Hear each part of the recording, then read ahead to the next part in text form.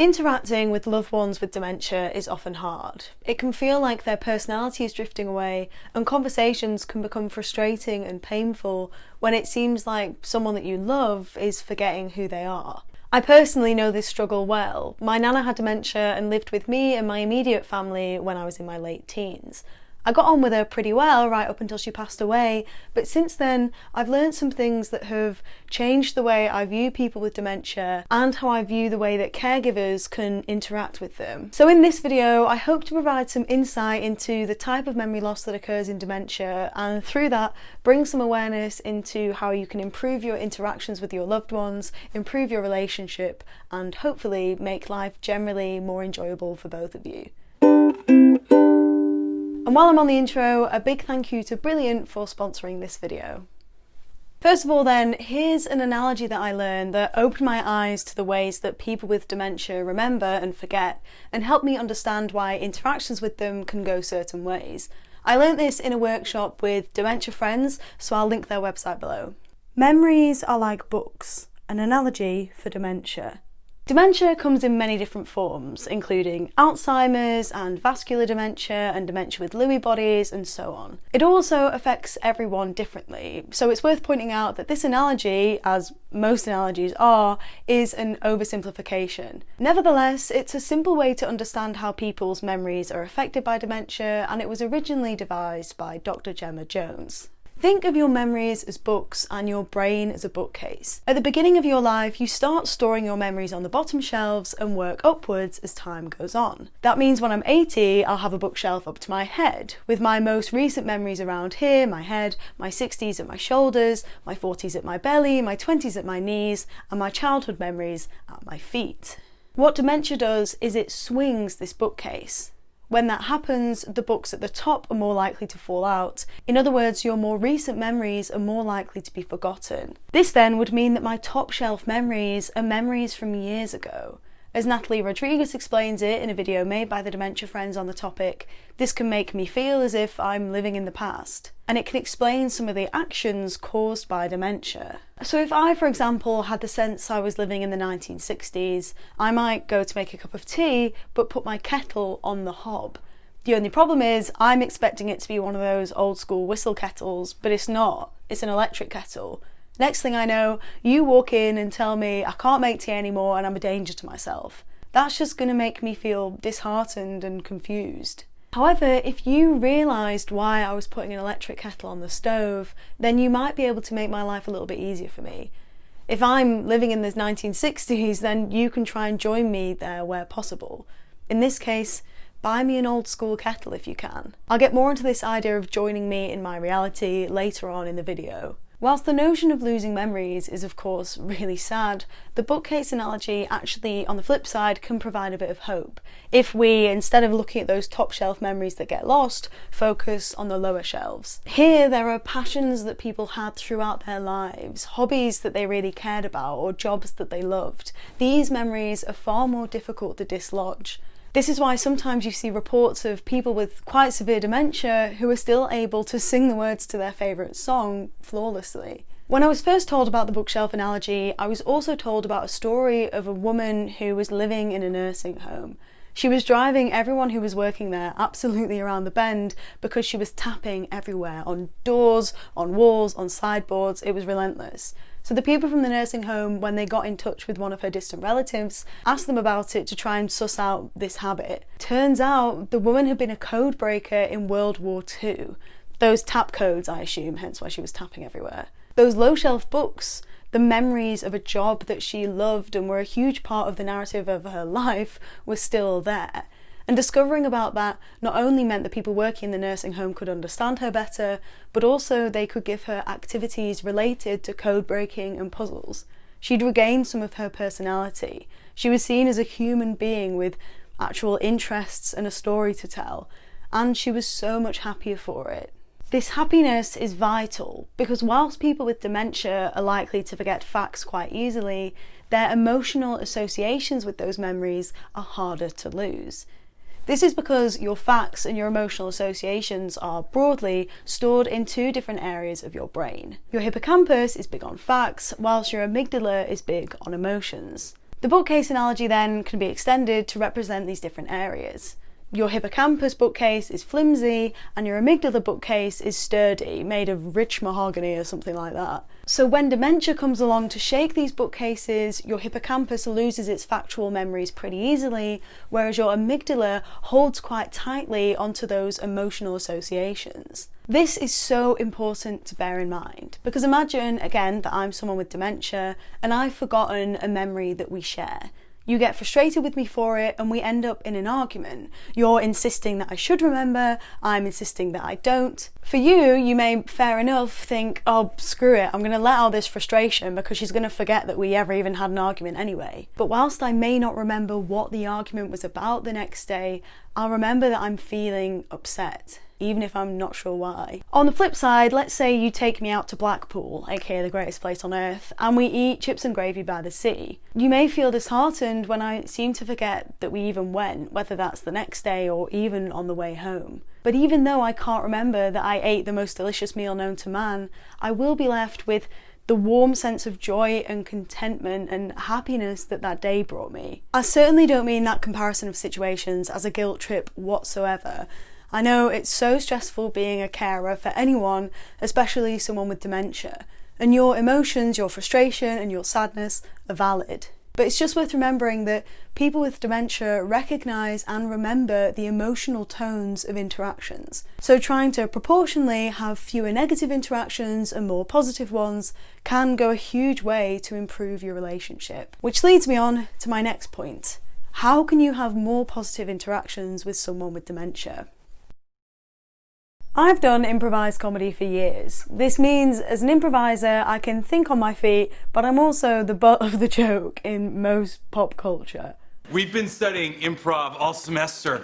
You hired actors. Worse, they're members of local improv troops. I thought he was in a band. I didn't know this was going to be like an improv show. Yeah, me too. I don't know. I'm not watching this by myself. You should Sit come in your down seat. here. You brought me here.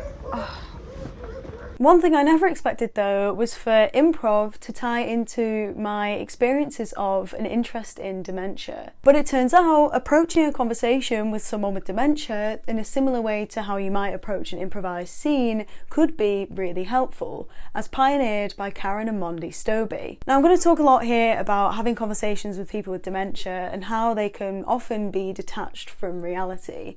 The level and frequency of this reality detachment is going to vary depending, again, on the severity of the dementia and on the individual. But as before, what I'm going to say can be broadly applied to lots of different situations. So again, let's imagine I have dementia.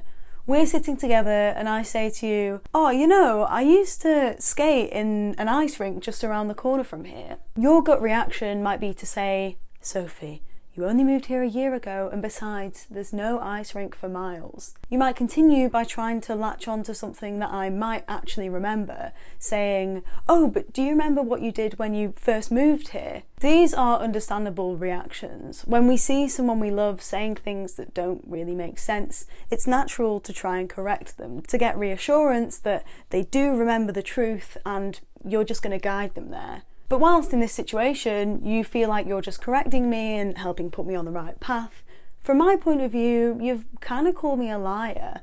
You've told me that what I feel like at that moment are my own memories aren't my own. And then you've turned it into a memory game, asking me more things that I don't know the answer to, but expecting me to remember them. This is likely to leave me feeling frustrated and angry, emotions which, as we discussed before, may sit with me. And then those emotions sitting with me may lead to me acting out of character. That feeds into your feeling that I've completely changed and I'm not the person I used to be and that you've lost our relationship. You become frustrated, I get more upset, and the cycle continues. So in that situation, what you want to try and avoid is that initial part where you kind of call me a liar, where you tell me I'm wrong. And this is where improv comes in. The main idea of improv is to accept people's ideas. When you come on stage with them, you take what they say and you build on it. You step into their world, you join their reality. Basically, you don't call them a liar, you try and limit how much you say no, and instead you say yes. This harks back to the kettle example that I gave earlier. If in my world I think people boil kettles the old school way and you have a way to make that happen, then say, yeah, Okay, let's boil a kettle on the hob and get me a kettle that old school boils water. That same logic of seeing my world and accepting my reality applies a little more frequently and easily, I'd say, to conversations. If I say I used to ice skate around the corner, then ask me what it was like. Did you enjoy it?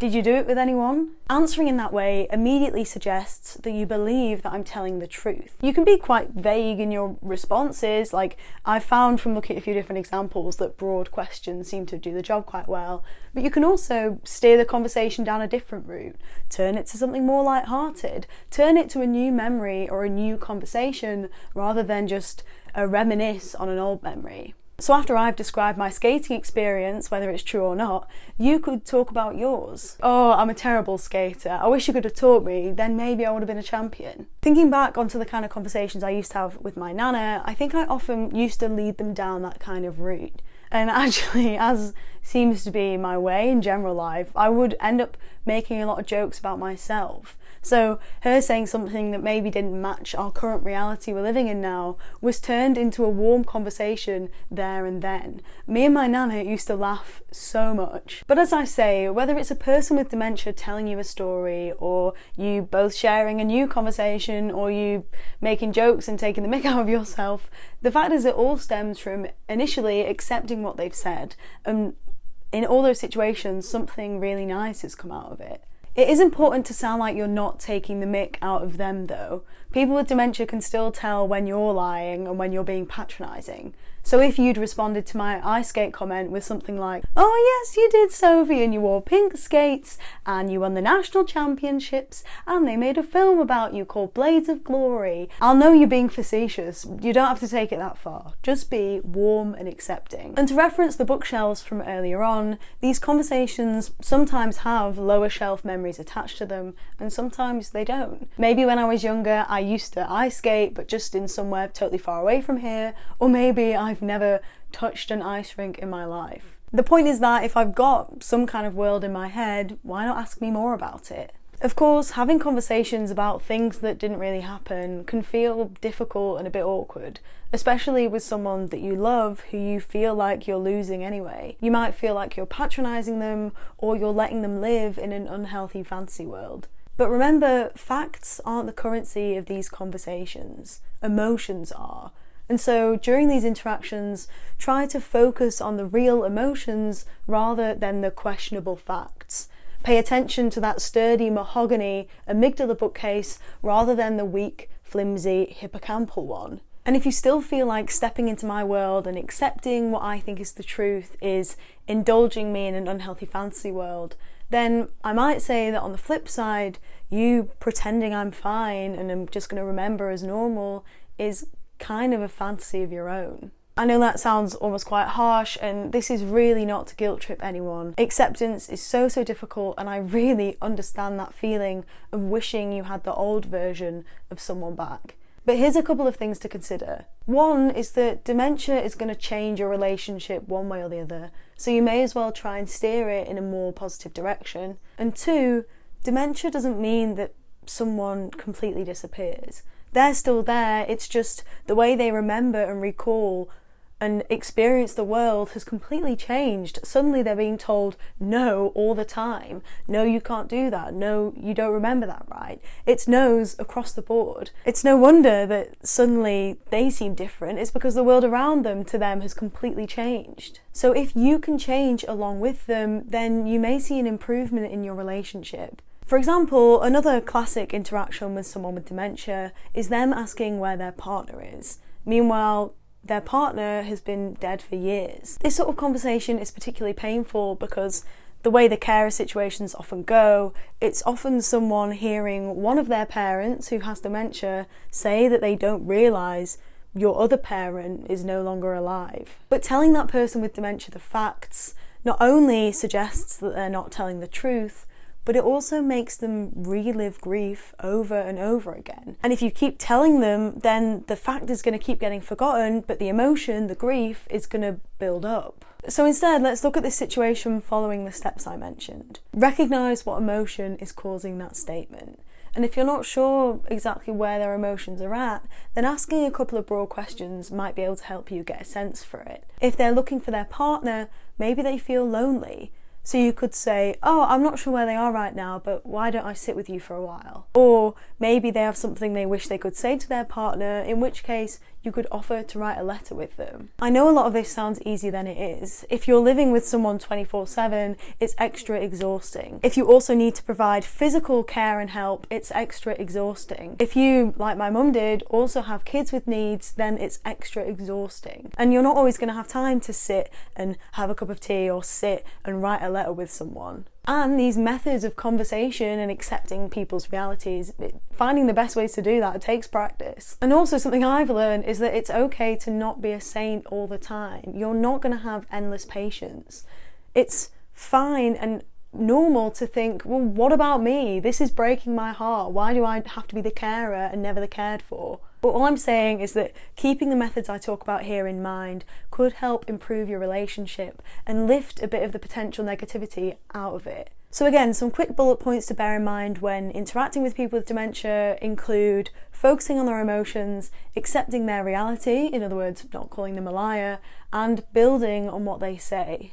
I hope this has been helpful for you. It's all stuff that really helped me and changed the way I saw dementia when I first learned about it. I also wouldn't have been able to make this video without the help of my sponsor Brilliant, so a huge thank you goes to them as well. Lots of you will know from how much I chat about them, but Brilliant have an app and a website where you can learn maths and science. What's special about it though is you do that learning by completing puzzles and challenges. If you're a bit intimidated by certain subjects, then not to worry, because you work through them bit by bit, completing quizzes and working with interactive visualizations. If you're a bit intimidated by maths and science in general, then I recommend starting on this course on logic.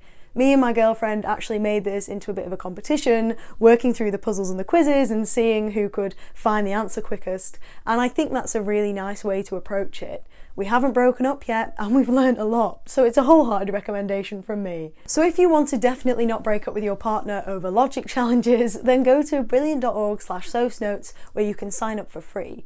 And the first 200 of you that follow that link will get 20% off your annual premium subscription. Partner not included, I'm sorry. That's it for now though everyone, and again, I sincerely hope this video has been useful to someone. If you know anyone who has relatives or loved ones with dementia and they feel at a loss for how to interact with them and like their relationship isn't what it used to be, then do please share the aspects of this video that you think might be useful to them. Also, feel free to comment below about your experiences with dementia and what you think about the ideas I've talked about here. All that's left to say then is thank you so much for watching, have a lovely day, and remember to keep improvising. And a huge thank you to my patrons, with a special shout out to Adam Dullinger, Terry Cox and Justin Brown. If you want to join this band of cool cats and have your name written in my neatest handwriting, then follow the link to my Patreon in the description. At the beginning, passions that people...